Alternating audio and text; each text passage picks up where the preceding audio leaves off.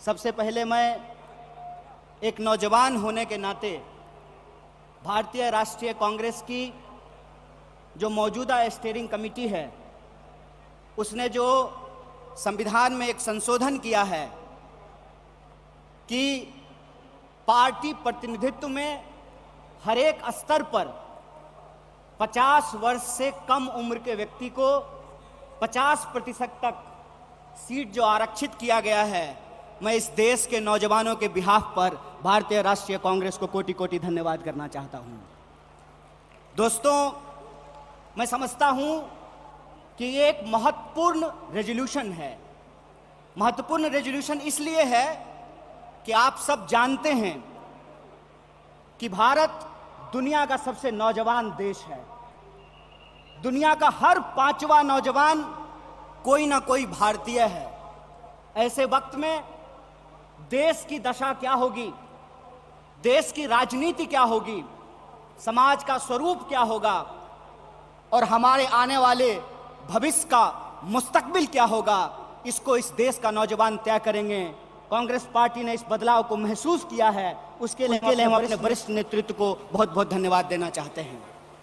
दोस्तों, आज जब रायपुर में देश की सबसे पुरानी पार्टी उसका 50वां महाधिवेशन हो रहा है, तो हमारे सामने कुछ महत्वपूर्ण सवाल हैं और उन्हीं महत्वपूर्ण सवालों पर चर्चा करने के लिए यह हमारा डिस्कशन हो रहा है, यह प्लेनरी सेशन हो रहा है।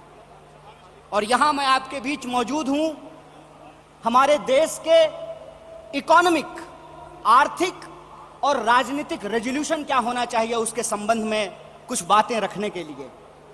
सबसे पहली बात तो हमको यह समझना चाहिए, देश की अर्थव्यवस्था देश के लोगों को नजरअंदाज करके नहीं चल सकती है। कोई भी ऐसी आर्थिक नीति जिसमें देश के लोगों को नजरअंदाज किया गया है, वो आर्थिक नीति देश की आर्थिक नीति नहीं हो सकती है। और आज हम जिस मोड़ पर खड़े हैं, हम देख रहे हैं कि नारा देश का लगाया जाता है, नाम देश का लिया जाता है और तिजोरियां दोस्त की भरी जाती है। ऐसी आर्थिक नीतियां आज इस देश के अंदर लाई जा रही है। मेरा एक सीधा सवाल है इस देश के हुक्मरानों से, कांग्रेस पार्टी का एक आम कार्यकर्ता होने के चलते, कि ऐसी कौन सी ऐसी नीति है कि देश गरीब हो रहा है। हमारा आर्थिक आंकड़ा हमको बताता है कि देश में सबसे ज्यादा बेरोजगारी है आज के वक्त में। कोई ऐसा सेक्टर नहीं है जहां बेरोजगारी सर चढ़ करके बोल नहीं रही है। आप तमाम सर्वे उठा करके देख लीजिए, लगातार अमीर और गरीब की खाई बढ़ती जा रही है। इस देश के संसाधनों पर मुट्ठी भर लोगों का कब्जा होता जा रहा है। वैसी परिस्थिति में जो देश की संकल्पना है, जिसको महात्मा गांधी ने देखा है, जिसको मौलाना अबुल कलाम आजाद ने देखा है, जिसको सुभाष चंद्र बोस ने देखा है, जिसको श्रीमती इंदिरा गांधी ने देखा, जिसको स्वर्गीय राजीव गांधी ने देखा, जिसको इस देश की संविधान ने इस रूप में वर्णित किया है कि देश देश के लोगों से बनता है। जब देश देश के लोगों से बनता है तो आप मुझे बताइए कि देश कैसे गरीब हो रहा है और देश के 2-4 पूंजीपति कैसे अमीर हो रहे हैं। यह कौन सी ऐसी जादू की छड़ी है जो मौजूदा सरकार चला रही है। आप मुझे बताइए कि आम लोगों की आमदनी घटती जा रही है और देश के 1-2 पूंजीपति दुनिया के अमीरों की सूची में जाकर के शुमार हो जाते हैं। मैं यहां यह बात स्पष्ट कर देना चाहता हूं, हमारी पार्टी अमीरों के खिलाफ नहीं है, हमारी पार्टी पूंजीपतियों के खिलाफ नहीं है, हमारी पार्टी उद्योग धंधों के खिलाफ नहीं है, हमारी पार्टी उद्योगपतियों के खिलाफ नहीं है। लेकिन हम ऐसा देश नहीं चाहते हैं जहां आम लोगों के पास रोटी नहीं हो और प्रधानमंत्री के पास चलने के लिए 8,500 करोड़ का विमान हो। हम ऐसा देश नहीं चाहते हैं कि इस देश के आम लोगों के हाथ में शिक्षा नहीं हो, कलम नहीं हो, स्लेट नहीं हो, कंप्यूटर नहीं हो, मोबाइल नहीं हो और इस देश की जो सरकारी संपत्तियां हैं बीएसएनएल, बीएसएनएल के बारे में क्या कहा गया? बीएसएनएल के बारे में कहा गया बीएसएनएल का मतलब होता है भाई साहब नहीं लगेगा। अरे भाई साहब नहीं लगेगा तो आप मुझे बताइए कि जियो धन धनाधन कैसे करेगा? यह सवाल आज इस देश के सामने खड़ा है। सरकार क्या करेगी?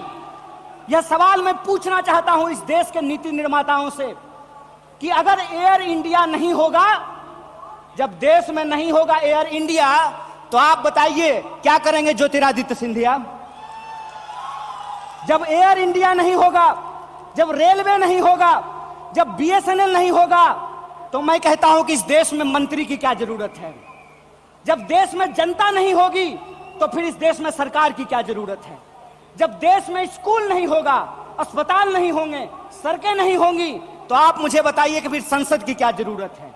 इस देश की जो पूरी की पूरी संकल्पना है, उस संकल्पना को आज एक बार फिर से कांग्रेस के राष्ट्रीय महाधिवेशन में पुनर्विचारित करने की जरूरत है। देश का मतलब होता है देश में रहने वाले लोग। डीडी नेशनल पर एक कार्यक्रम आया करता था, नेहरू जी की किताब है discovery of India. Discovery of India के एपिसोड में नेहरू जी आम लोगों से पूछते हैं कि बताइए कौन है भारत माता? किसको भारत माता कहते हैं? भारत माता इस देश में रहने वाले लोग हैं। जब हम भारत माता की जय बोलते हैं तो भारत माता की जय बोलने का मतलब है इस देश के 140 करोड़ लोगों की जय। और 140 करोड़ लोगों की जय का मतलब है कि 140 करोड़ लोगों के हाथ में पढ़ाई हो, 140 करोड़ लोगों के हाथ में काम हो, 140 करोड़ लोगों के लिए रोजगार की व्यवस्था हो, 140 करोड़ लोगों के लिए इलाज की व्यवस्था हो, 140 करोड़ लोगों के लिए चलने के लिए सड़कें हो, गाड़ियां हो, रेलवे हो, हवाई जहाज हो। और आपने देखा कि देश में कुछ लोग लोकतंत्र को अपनी बपौती समझ लिए हैं। अभी जब मैं हवाई जहाज की बात कर रहा था तो मुझे दिल्ली एयरपोर्ट याद आ गया। दिल्ली एयरपोर्ट पे भारी जो है सिक्योरिटी फोर्स आई थी हमारे एक नेता को गिरफ्तार करने के लिए। तो मैं दिल्ली में बैठे हुए हुक्मरानों को इस महाधिवेशन के माध्यम से कहना चाहता हूं, आपको मालूम नहीं है भारतीय राष्ट्रीय कांग्रेस का इतिहास। आपके पुरखों ने जिन अंग्रेजों की चापलूसी की थी, उन अंग्रेजों से लड़ करके हमने इस देश को आजादी दिलाई। इस बात को याद रखिएगा। ना आपके जेल से डरेंगे, ना आपके मुकदमे से डरेंगे, ना आपकी लाठियों से डरेंगे, ना आपकी गोलियों से डरेंगे। भारतीय राष्ट्रीय कांग्रेस इस देश की पार्टी है और इस देश के हकूक के लिए लड़ती रहेगी। इस बात को याद रखिएगा। और आज के समय में जो आर्थिक लूट की नीतियां चल रही हैं कि प्राइवेटाइजेशन ऑफ प्रॉफिट और सोशलाइजेशन ऑफ लॉस, फायदा होगा तो अदानी का और नुकसान होगा तो एलआईसी का, ये हम नहीं चलने देंगे। इस बात को आप याद रखिएगा। फायदा होगा तो प्रधानमंत्री जी के दोस्त का और नुकसान होगा तो इस देश के आम लोगों का पैसा जो एसबीआई में पड़ा हुआ है उसका, ये हम नहीं चलने देंगे। इस बात को याद रखिएगा। इसीलिए हमारा पॉलिटिकल और इकोनॉमिक रेजोल्यूशन ये है कि भारतीय राष्ट्रीय कांग्रेस इंडियन कॉन्स्टिट्यूशन का सेफ गार्ड है। हम इंडियन कॉन्स्टिट्यूशन के पहरेदार हैं। हम इंडियन कॉन्स्टिट्यूशन के असली चौकीदार हैं। इस बात को याद रखिएगा। और इंडियन कॉन्स्टिट्यूशन इस बात को रिजॉल्व करता है, we the people of India.